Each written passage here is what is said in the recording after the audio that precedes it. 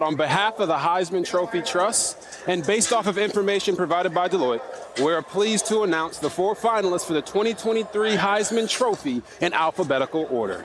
Our first finalist is LSU quarterback Jayden Daniels. He has the highest QBR in the FBS this season, has been responsible for 50 touchdowns. He's been absolutely electric all season long, and he's looking to join Joe Burrow as the only LSU quarterbacks to win the Heisman Trophy. This man was a cheat code all year. Yes, he was. Our second finalist is Marvin Harrison Jr., wide receiver from Ohio State. You're talking about a guy that had 14 touchdown catches, tied for second in the FBS, and is the first wide receiver from Ohio State to be a Heisman finalist. Needless to say, he's been out there playing like he his daddy's son. Our third finalist is none other than Oregon quarterback Bo Nix. His 40 touchdown passes are tied for the most in the FBS, and he is the first finalist from Oregon since the lovely Marcus Mariota, who won the award in 2014. This guy was absolutely on fire for the majority of the year, and it was only this next finalist that was able to beat him twice. I'm talking about Washington quarterback Michael Penix Jr. Led the FBS in passing yards, led the Huskies to a perfect 13-0 record, and the moniker that I gave him last year, Big Penix Energy, he showcased that all season long. Welcome to the official Heisman Trophy podcast. Hello. Chuck Conrad with a kickoff. Roy has a strong leg, it's over in. Sanders takes it 1 yard deep to the end zone. Up the middle, 5, 10, 15, 20, 25, 30, 35, he's at the 40, he's at 45, 50, 45, 40, 50, 10, 5, touchdown.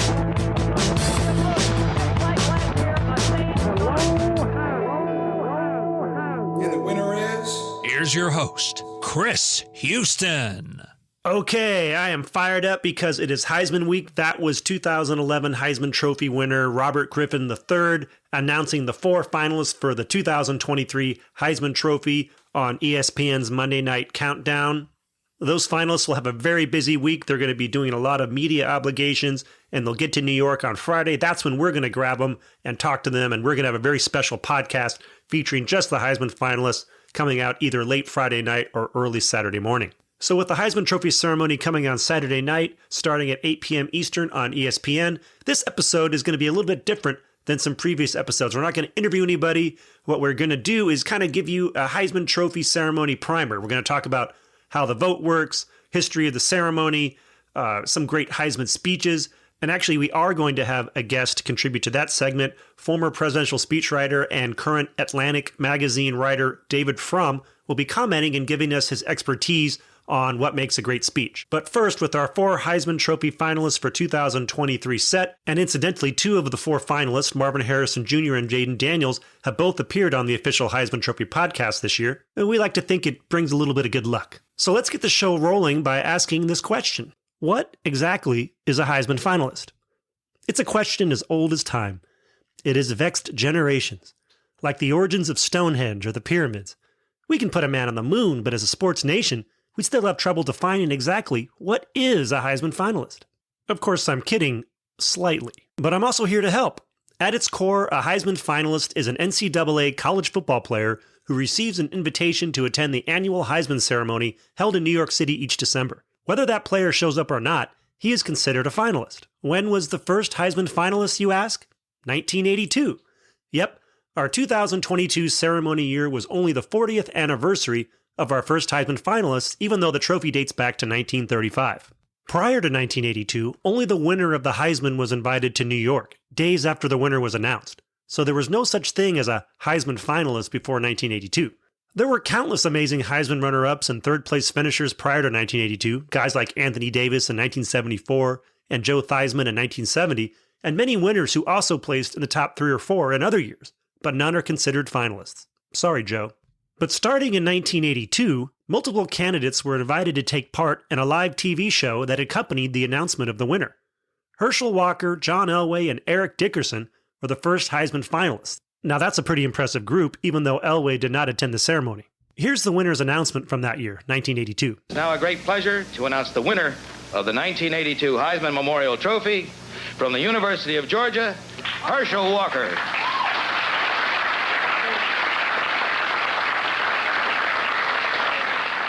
Walker, you remember, was third in the voting in 1980 and second in 1981 and would have been a three-time finalist had the tradition started 2 years earlier. Alas, the number of finalists varied from year to year until just recently, when in 2021 the Heisman announced it would consistently invite 4 finalists each season. Prior to that, the Heisman Trust would digest the voting and do its best to find a natural cutoff point where there was a sizable drop-off in voting totals, with 3 being the minimum number of finalists because you can't really have a show with just 2. Put another way, they tried to mind the gap. So getting into the weeds a bit, we can dig into some sample years to break it down. In the 2008 Heisman vote, Florida's Tim Tebow finished third with 1,575 points. The fourth place finisher, Graham Harrell of Texas Tech, totaled 213 points. Because of the huge gap between these two totals, Harrell was not invited to the ceremony, which featured just 3 finalists. In 2010, Kellen Moore's fourth-place finish of 635 points brought him much closer to LaMichael James's third-place finish of 916, so Moore of Boise State was included as one of the 4 finalists. The fifth-place finisher in 2010, Justin Blackman of Oklahoma State, had just 105 points. There was a clear demarcation of support between him and Moore, so the finalists were capped at 4. There have been 13 finalist foursomes since 1982, a trio of finalists 12 times, and in 11 years, there were 5 finalists. The Heisman record for finalists ballooned to 8 in 1989, when invites to New York City were delivered to Andre Ware, Anthony Thompson, Major Harris, Tony Rice, Darian Hagan, Dee Dowis, Emmitt Smith, and Blair Thomas. 8 was definitely enough. Ware, the eventual winner, was among 4 players who were unable to attend. Ware had a good excuse, of course, as Houston had a game at Rice the same day as the ceremony. Dowis, Smith, and Thomas also did not attend. So which schools have had the most Heisman finalists? Oklahoma and Alabama are tied for the most Heisman finalists with 11, while Miami and Ohio State have had 9 apiece. The Hurricanes had all theirs between 1984 and 2002, while the Buckeyes have had 5 since 2018.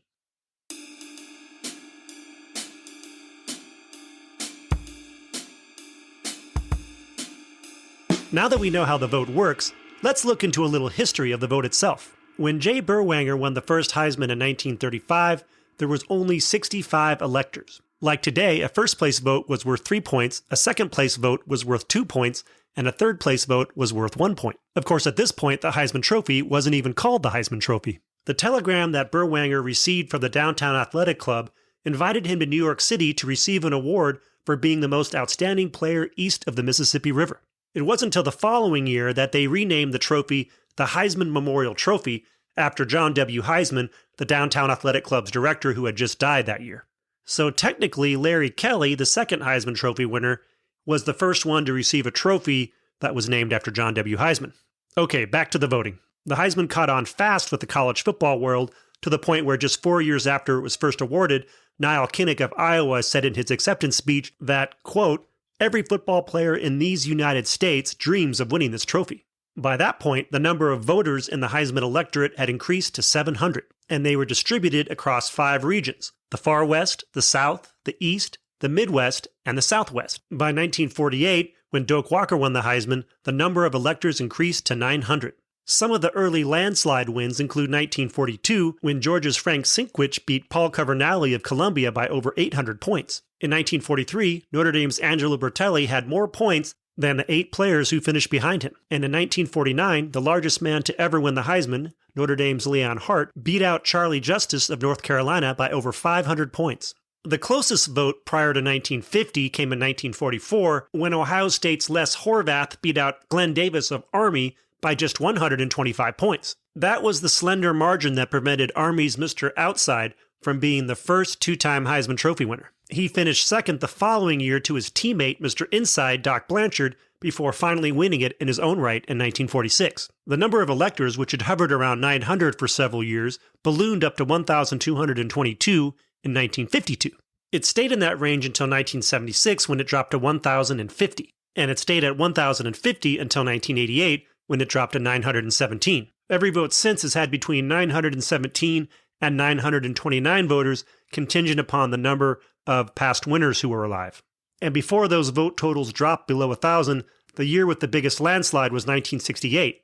That's when O.J. Simpson of USC totaled 2,853 points to Leroy Keys of Purdue's 1,103 points, a 1,750-point margin. Now that margin of victory held up as a Heisman landslide record until 2019, when Joe Burrow of LSU beat out Jalen Hurts of Oklahoma by 1,846 points. And most impressively, he did it in a Heisman electorate that had 300 fewer voters. Another structural change came to the voting process in 1976, when the number of Heisman regions expanded from 5 to 6, with the addition of the Mid-Atlantic region. So really, the way the Heisman has been selected has been pretty steady since that point, with one massive exception. Prior to 2002, every Heisman ballot was returned to the Downtown Athletic Club by standard mail.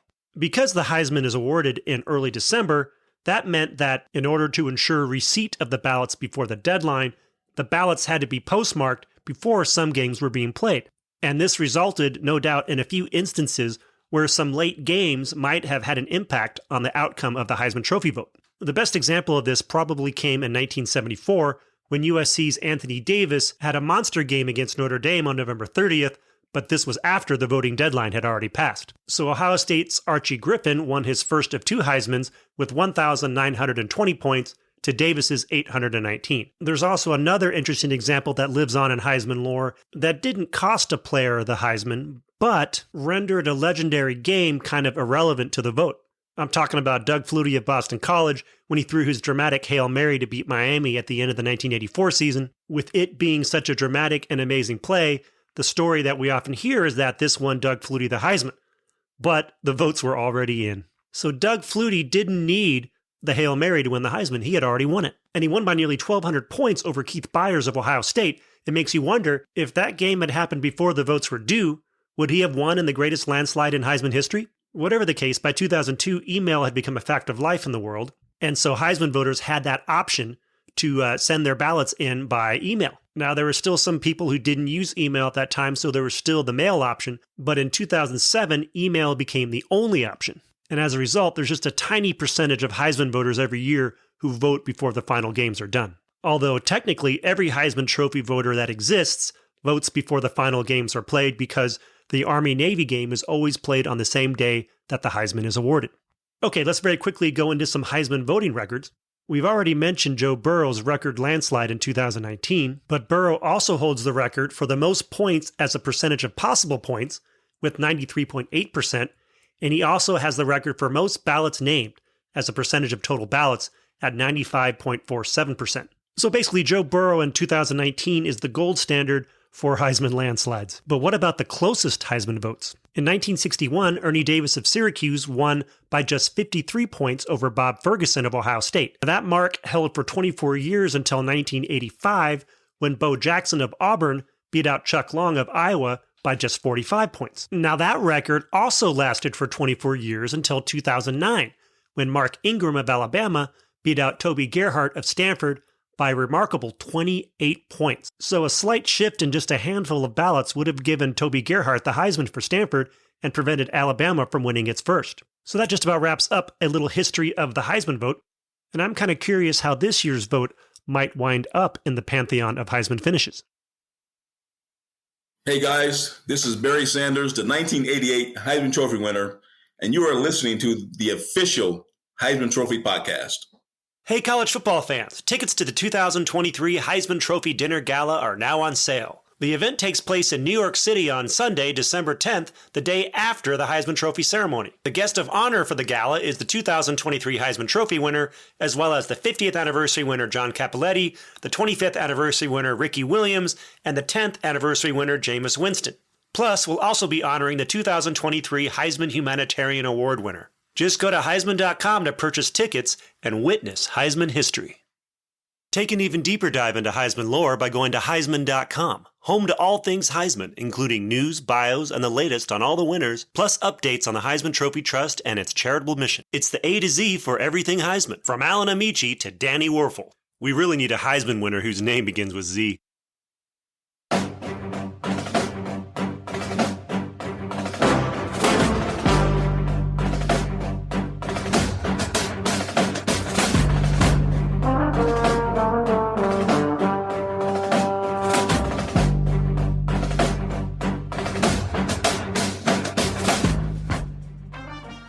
That is the Heisman theme song by Will Wells. You, of course, will hear it on Saturday night when the Heisman ceremony gets underway.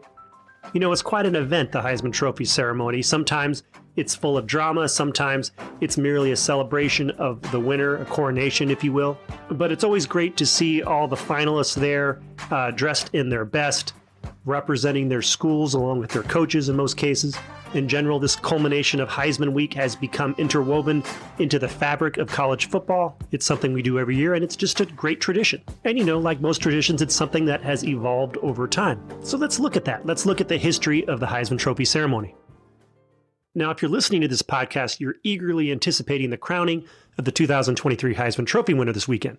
I'm right there with you. We all have our theories of who will win. We're not here to speculate, and we will wait as patiently as we can for ESPN's live Heisman Trophy broadcast, which originates from Jazz at Lincoln Center starting at 8 p.m. Eastern on Saturday night. But what, you may ask, was the genesis for this huge national broadcast naming the winner of arguably sports' greatest individual award? Well, it all started as a luncheon.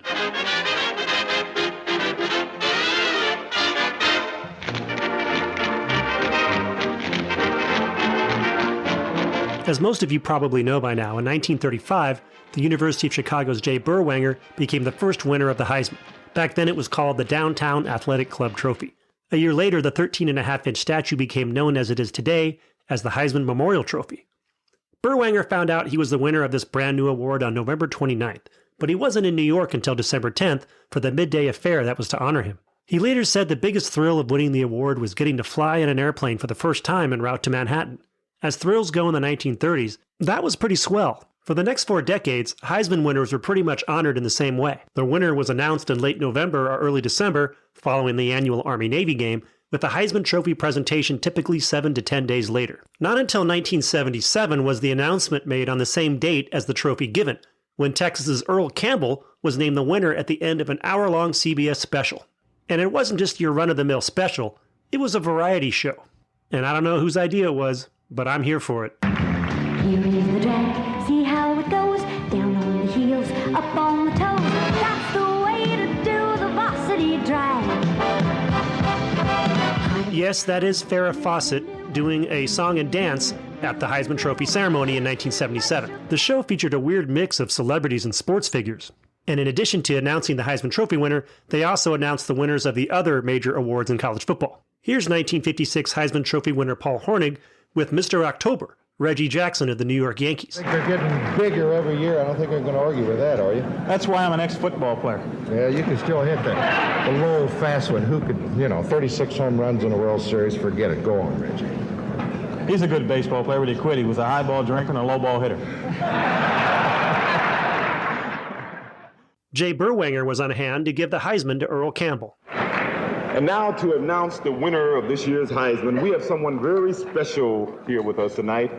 A man who was the first recipient of the Heisman Trophy 43 years ago.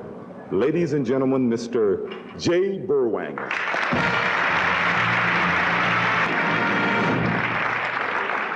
Thank you, O.J. It is indeed a pleasure and an honor for me to be able to announce the 43rd recipient of the Heisman Trophy, and it goes to Earl Campbell of the University of Texas. I just had to share that ceremony as there's never been another Heisman Trophy ceremony quite like that one. Of course, it wasn't a live announcement. It was taped, and Earl Campbell knew he was the winner going in. And of course, there were no other Heisman Trophy finalists present at the show. But they knew how to have fun in the late 70s, didn't they? It wasn't until 1981 that a Heisman Trophy winner was announced live on national television. USC's Marcus Allen was in New York City for the announcement, which took place at the Downtown Athletic Club. And this really set the stage for what was to come the next year, 1982, which was the beginning of the Heisman Trophy ceremony as we know it today. For the first time, there were Heisman Trophy finalists who were invited to New York, and they took part in the ceremony that was shown live on national television. That was the year Herschel Walker won the trophy, and Eric Dickerson and John Elway were also finalists, but only Eric Dickerson showed up to join Walker for the show. It was really a far cry from the way players used to be notified that they had won the Heisman. It used to be telegrams and phone calls. 1940 winner Tom Harmon of Michigan found out about the award during a radio appearance with Eddie Cantor in New York, but he had to come back 2 weeks later to receive the actual trophy. When Terry Baker of Oregon State learned of winning the award in 1962, he reportedly said, "No kidding? That's great. I'm a very lucky boy." Then he added, "I've got to get back to class." So the new era of the Heisman Trophy ceremony that started in 1982 just brought a whole different element to it. That doesn't mean there weren't also some interesting ceremonies before that. It's probably the biggest sports dinner in New York. It's, a couple thousand people at it every year. And all the Heisman winners are invited back every year. So it's a great brotherhood. These guys, it's amazing. Guys that played, years and years ago are still famous because of the Heisman Trophy. That's Hall of Fame sportscaster Don Criqui, who's been close with the Heisman for decades and served as MC of the awards receptions for about a quarter of a century, starting with the 1973 ceremony that featured John Cappelletti's famous speech, as well as an introduction from Vice President Gerald Ford.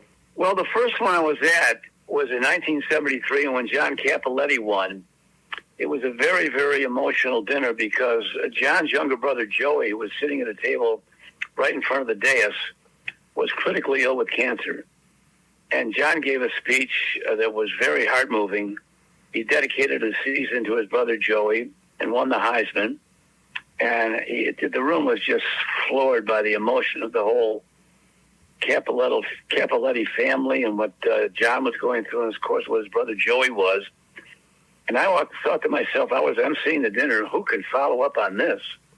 And we had someone that could, Bishop Fulton Sheehan, who had a nationally syndicated television show, top 10 show, and he got up and I don't know what all he said, but he had some healing remarks, and it was, nobody was ever at the Heisman that night will ever forget it.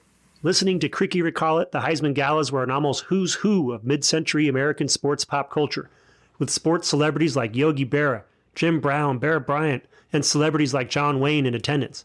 Since then, and not counting that 1977 interlude, the Heisman Trophy ceremony has never really recaptured that glitz and glamour of yore. Instead, in the post-1982 era of the live ceremony with finalists, the focus has been where it should be, on the players and their accomplishments. So there have only been a handful of changes to the ceremony since 1982. Probably the biggest change came in 2001, following the attacks on 9/11. Well, Downtown Athletic Club is right there. It was gone. I mean, there was not much that, there was a lot of soot, I guess, or smoke, and a lot of damage to the building. That's 2001 Heisman Trophy winner Eric Crouch out of Nebraska, recalling what it was like to be in Lower Manhattan just a few months after the terror attacks. It was, I didn't get to experience it like everyone else did that won the Heisman Trophy and got to, have their family there, and the event and the TV show and everything kind of centered around the DAC. They brought it up to the Marriott Marquis. And so that was different. But they did one heck of a job. I mean, seeing pictures of the Downtown Athletic Club and they recreated it. I mean, they did a tremendous, I take my hat off to the people that worked effortlessly on that. They did a tremendous job on recreating what the DAC looked like. And, with such a short time to be able to put that together was pretty spectacular. Since the demise of the Downtown Athletic Club, the Heisman Trophy ceremony has mostly been held at a theater near Times Square. In 1994, ESPN gained exclusive rights to broadcast the ceremony, and over the years, their on-air talent has done a fantastic job of presenting the show. The last couple seasons, it's been no different, with the one exception that the ceremony has moved up to Lincoln Center. And that's your history of the Heisman Trophy ceremony. We hope you tune in on Saturday to ESPN to watch this year's episode. Who will win the Heisman? Who will walk up to that stage and give their speech?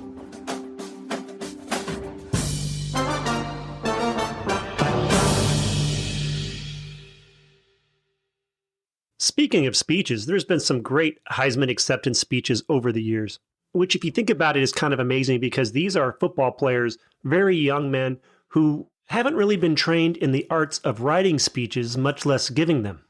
Giving a speech in front of millions of people on live television is a very tough thing to do. An effective speech in general projects the whole spirit, not just the message, but the spirit of the speech maker from a podium to an audience, from one side of a camera lens to another side of a camera lens. You put more into it than just the words. It's a whole personality. And this is maybe the hardest thing to teach because people think of speeches as text. And That's just not true anymore. That hasn't been true since the invention of the microphone and the camera. That's David Frum, a former presidential speechwriter who is now a writer for The Atlantic magazine. David is a Canadian and doesn't really have much exposure to college football, but I sent him the text and audio of a few standout Heisman speeches so he can tell us why they were so effective. One of those standout speeches was that of 1939 Heisman Trophy winner Nile Kinnick, who, in a time of growing isolationism in America, made a political statement about the war in Europe that had begun just a few months earlier. Here's the speech in its entirety. Thank you very, very kindly, Mr. Hope. It seems to me that everyone is letting their superlatives run away with them this evening, but nonetheless, I want you to know that I'm mighty, mighty happy to accept this trophy this evening. Every football player in these United States dreams about winning that trophy and of this fine trip to New York. Every player considers that trophy the acme in recognition of this kind. And the fact that I am actually receiving this trophy tonight almost overwhelms me. And I know that all those boys who have gone before me must have felt somewhat the same way.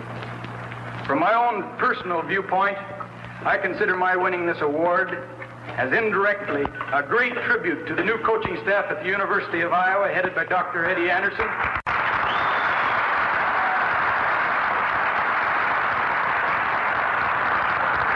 and to my teammates sitting back in Iowa City.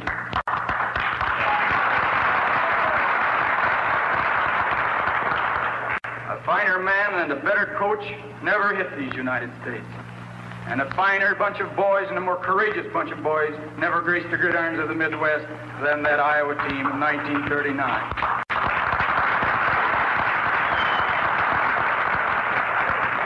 I wish that they might all be with me tonight to receive this trophy. They certainly deserve it. I want to take this grand opportunity to thank collectively all the sports writers and all the sportscasters and all those who have seen their way clear to cast a ballot in my favor for this trophy. And I also want to take this opportunity to thank Mr. Prince and his committee, the Heisman Award Committee, and all those connected with the Downtown Athletic Club for this trophy and for the fine time that they're showing me. And not only for that, but for making this fine and worthy trophy available to the football players of this country. Finally, if you will permit me, I'd like to make a comment which in my mind is indicative perhaps of the greater significance of football and sports emphasis in general in this country, and that is, I thank God I was warring on the gridirons of the Midwest and not on the battlefields of Europe. I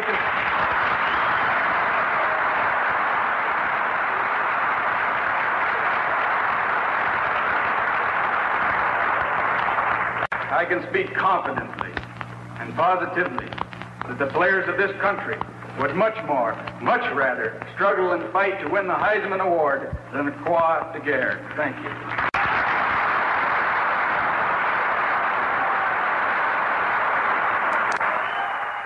Well, there's always a question of appropriateness, because you need to remember when you're there, and this would be whether it's an Academy Award or a football event, why are people there to listen to you? In what capacity have you taxed their time and patience?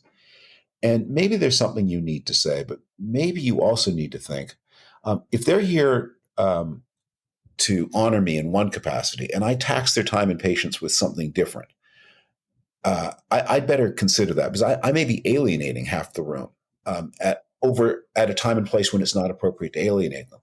You know, there's a saying that a gentleman is someone who never gives offense unintentionally.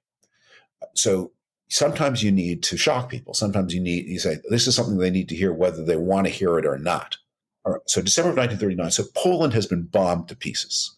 You know, Warsaw has been ruined and shattered, and the Germans are poised to attack. At that time in December 39, no one knows that France is going to fall, but you're expecting a nightmarish World War I-like conflagration on the battlefields of Western Europe.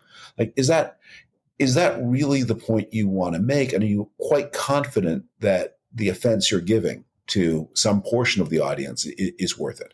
So I just, when you have this extraneous message, you have to really think hard. But people aren't going to like it. Am I going to run that risk? Is this a big enough reason for me to do something that maybe isn't fitting with the spirit of the event? Kinnick, without a doubt, pulls off this speech in eloquent fashion, even with its potentially controversial subject matter at the very end. But just 2 years later, it was quite the different story when Bruce Smith of Minnesota gave his acceptance speech, just a few days after Japan's surprise attack on Pearl Harbor.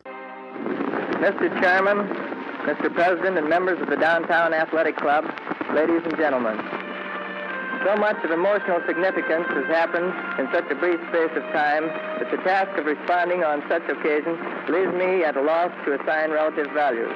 I want to openly and formally thank those teammates and my coach, for without them this honor would have been absolutely impossible. To them I owe everything. Those Far Eastern fellows may think that American boys are soft, but I have had, and even have now, plenty of evidence in black and blue to show that they are making a big mistake. I think America will owe a great debt to the game of football when we finish this thing off. It keeps millions of American youngsters like myself hard and able to take it and come back for more, both from the physical standpoint and that of morale. It teaches team play and cooperation and eggs us on to go out and fight hard for the honor of our school, and likewise, the same spirit can be depended on when we have to fight like blazes to defend our country. Well, so many people of that generation changed their minds. Well, he's also speaking to something that was very much in the air at that time, because, you know, you look back on it, and Pearl Harbor was about the stupidest thing the Japanese could have done. The way the Japanese talked themselves into this crazy into self-destructive attack was by propagandizing to their people that the Americans were soft and decadent and flabby, and you could bomb their fleet and nothing too bad would happen afterwards. And so I think he was speaking against a kind of message that Americans had heard from their now enemies in the time leading up to the Pearl Harbor attack. Arguably the most famous speech in Heisman history came 32 years later, in 1973, when Penn State's John Cappelletti won the Heisman Trophy. After being introduced by Vice President Gerald R. Ford, Cappelletti gave a somewhat normal speech that finished off with emotional, gut-wrenching words about his younger brother Joey, who had leukemia. Here's the tail end of Ford's introduction of Cappelletti, who, by the way, is being celebrated at this year's Heisman Dinner Gala for the 50th anniversary of his Heisman Trophy victory. Following Ford is Cappelletti's speech in its entirety. The Heisman Trophy symbolizes individual athletic accomplishments in football. And we shouldn't apologize for it. We should be very proud of it. A player wins it, as John Cappelletti won it, and all of these others, through the intense competition with other players, the length and the breadth of our country. And he wins it because he puts a little extra effort into the accomplishments for himself, but primarily for his team. And I think John Cappelletti said it very well in a recent interview. He told how he had been ready to quit the Penn State team in 1972 because he wasn't picking up enough yardage. But he kept trying through the season of 1972, and he finally gained 124 yards against Illinois. And let me quote what John said. I learned a lesson that if you stick with something longer than you think you can, things will work out for you, end quote. And I think that's right.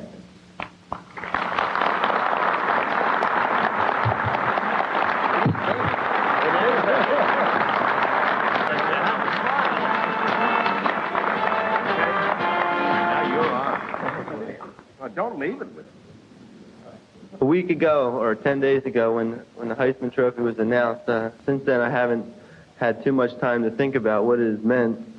I think listening to the former Heisman Trophy winners tonight and seeing everyone here to share in it and congratulate me on it, I think that's one of the first steps that I've taken in the meaning of this trophy. I'm sure that the people behind me know much more about it than I do, and I'm happy for any advice that they've given tonight and on what to expect from the future with this trophy. I have had time to think about some things that have put me up here tonight, things that have happened in my life, and I'd like to reflect a little bit on them now. I think the first thing that happened to me was God blessed me with a great deal of talent and a lot of people to complement that talent.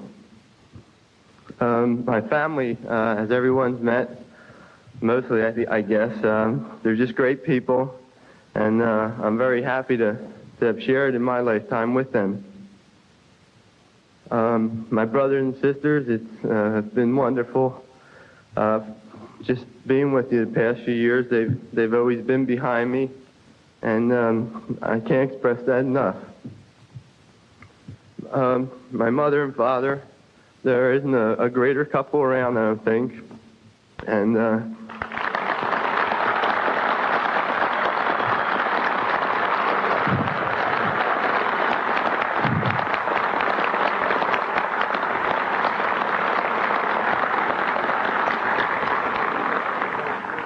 I know my mother always cries at these affairs, so I'm going to try not to. She's a very, very strong woman and very dedicated not only to her children and husband, but also to God, and I think this helps her out with putting up with us and going through all that she's gone through. One example, I think one small example of this is a personal thing with me that I think a lot of people may have noticed that my legs are as straight as arrows, and that I have no trouble walking now or running now, but at one time in my life I couldn't walk without tripping. And my mother not only brought me through this, but she brought just about every member of our family through something like this.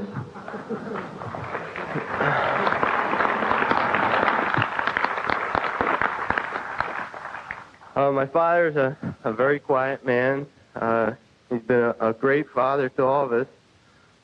He asked me the other day when I was home one of the few times how he thought I felt of him as a father. And I wouldn't say much to him then because it's hard to express things like that.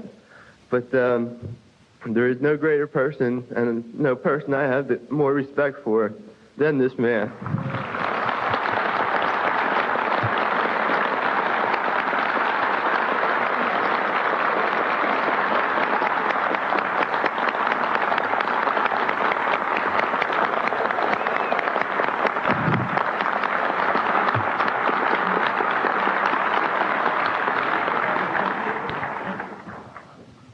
I think the next event that was most important to me in my life was when I went to high school, and I was fortunate enough to be coached by a man who dedicated himself not only to his players on the field, but very much so off the field.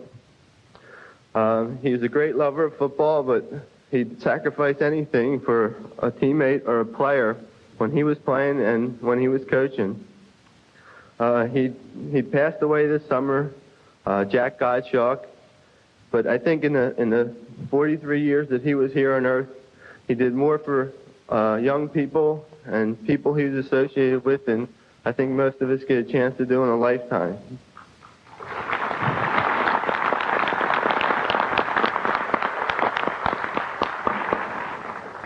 The next step, I think, was I was going to Penn State.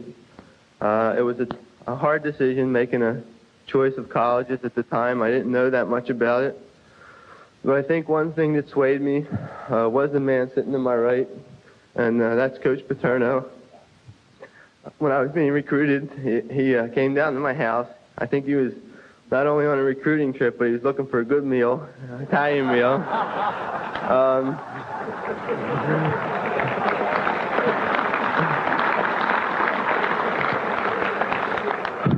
When he came in the door, he looked over and on the couch, my brother, Joseph, was lying there. He was very ill at the time, and more so than usual. And instead of that's not a joke, but Coach Paterno, was more concerned and talk more about what he could do for my brother than what he could do to get me at Penn State. And for this, I'm very thankful, and I'm glad I had the chance to show some appreciation to this man in the last 4 years.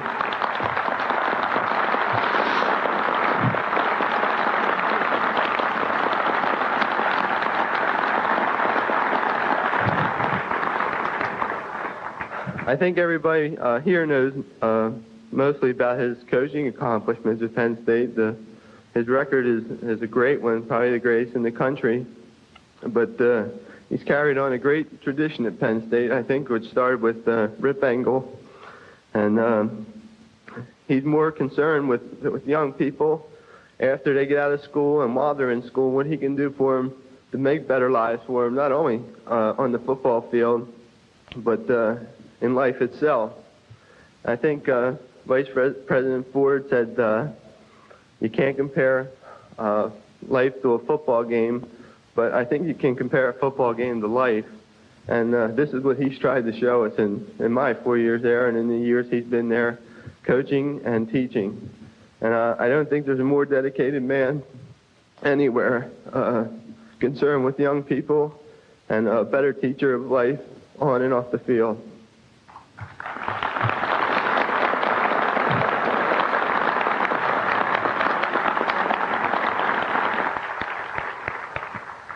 The next group of people I'm going to talk about, I've been with for 4 years, and I've played with them. They're my teammates this year, the seniors, and the co-captains who you've met down here. I don't think I've been closer to a group of people who I've worked with, sweated with, and have done more with in 4 years than I've done with anybody in my lifetime. I don't think I could have gotten any closer to the group that I've been with. And I think that it takes a lot of hard work to do what we've done this year. And I'm just glad that I did my part for my teammates and that we've had the season we've had and we've had the closeness that we've had. And for them, I'm thankful for that. Also, there's a coach here tonight who I'm very proud of. He's our backfield coach at Penn State. His name is Bob Phillips. And I think he's mainly responsible for a lot of the attitude that goes on at Penn State among the players. He's a very dedicated man to his work, but he goes about it with a healthy and just a bright attitude, and he can relay this to the players to the point where you want to do things for them, and you take the attitude that you're not out there just to get something finished and go in and take a shower, but you're out there to accomplish something. And people like him are the reason that I think that a lot of the players, and I know myself, were out there this year doing the things we did, and I'd like to thank him for that.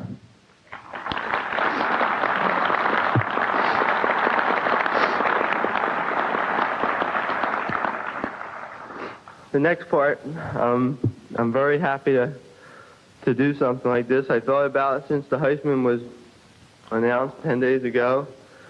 And this is a dedicated trophy that a lot of people have earned. I've earned, my parents, the people I've mentioned, and numerous other people that are here tonight and been with me for a long time.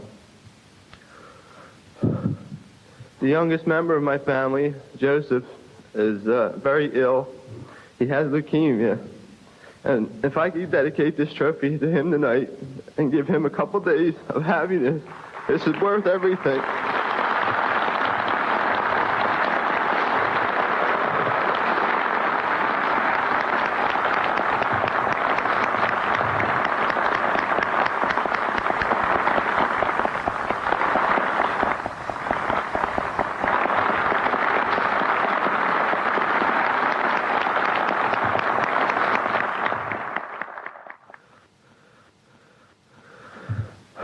I think a lot of people think that I go through a lot on Saturdays and during the week, as most athletes do. You get your bumps and bruises, and it's a terrific battle out there in the field. But only for me, it's on Saturdays, and it's only in the fall. For Joseph, it's all year round, and it's a battle that's unending with him, and he puts up with much more than I'll ever put up. And I think that this trophy is more of his than it is mine, because he's been a great inspiration to me.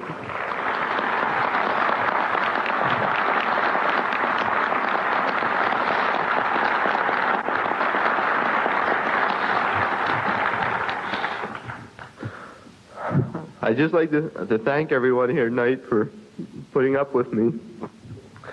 The Downtown Athletic Club for having this affair and the way they treated myself and my parents and the guests of Penn State these last 2 days.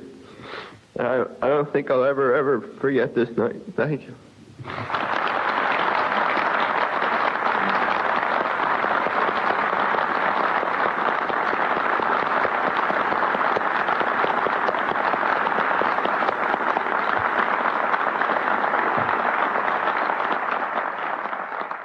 Well, I learned from you just beforehand that this was quite a new thing in sports speeches. And it makes a kind of sense to me. I wrote a history of the 1970s. It was published about 20 years ago. And one of the themes of that book was that it was a period, the people who'd been through the Depression and the Second World War bit back a lot of the emotion. They had so much emotion to discuss.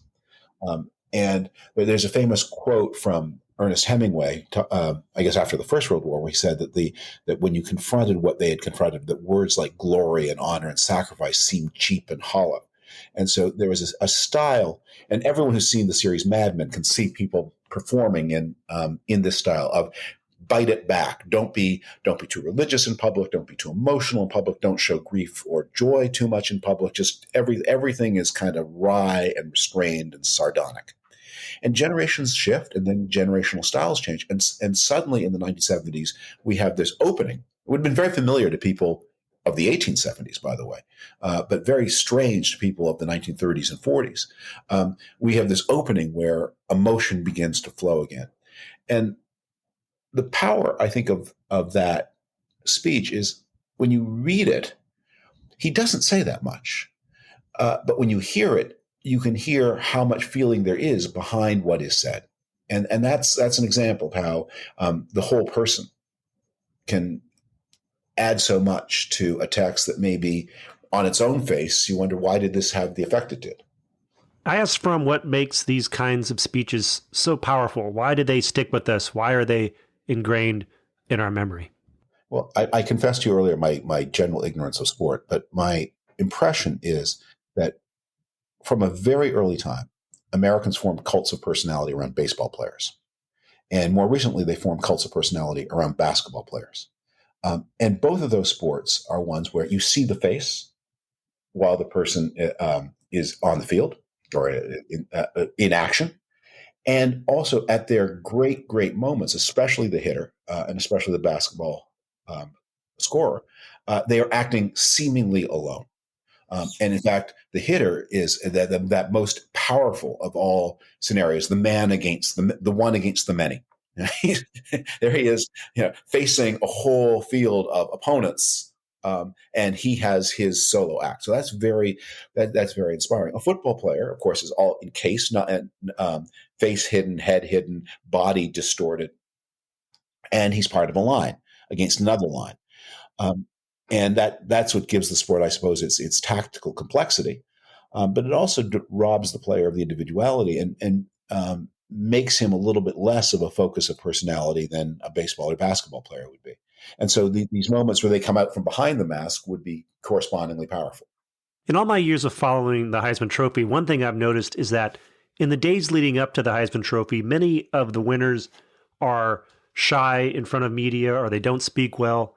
But when they get up on that stage, they transform. They transform into this new person. And it's really an amazing thing to observe.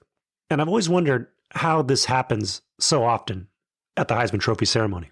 Here's Frum's explanation for why this happens. But of all people in the world, pro athletes or athletes should be the best prepared to deal with that situation, because their job every day is going onto a field with no idea whether they're going to come off a winner or a loser. So, it's one thing to be a politician who's preparing for 2 or 4 years for a competition, and maybe the one and only time in their life where they either win or lose. And it's not to be an athlete. I mean, literally every time you do this is what happens. You win or lose. So you should be ready for that.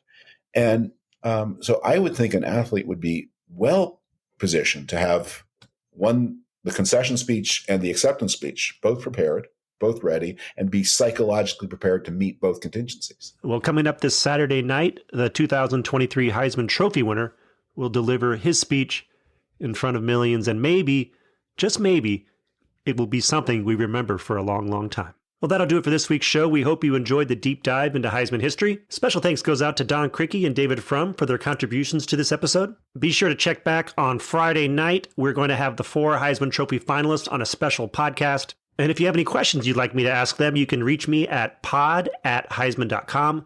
That's pod@heisman.com. And really, for all your other Heisman needs, be sure to check out heisman.com so you can be up to date on the latest with Heisman Week. So long, everybody. The official Heisman Trophy podcast streams every Wednesday during the college football season and is hosted, co-produced, edited, and engineered by Chris Houston. Paul Goldberg is the executive producer and editor. Special shout out to Isaac Lowenkron, and big thanks to the Heisman Trophy Trust and its executive director Rob Whalen and associate director Tim Henning. The official Heisman Trophy podcast can be found on Spotify, Apple Music, and anywhere you listen to your favorite podcasts. You can also find clips of our show on Facebook, Instagram, Twitter, and YouTube. Just go to @Heisman Trophy.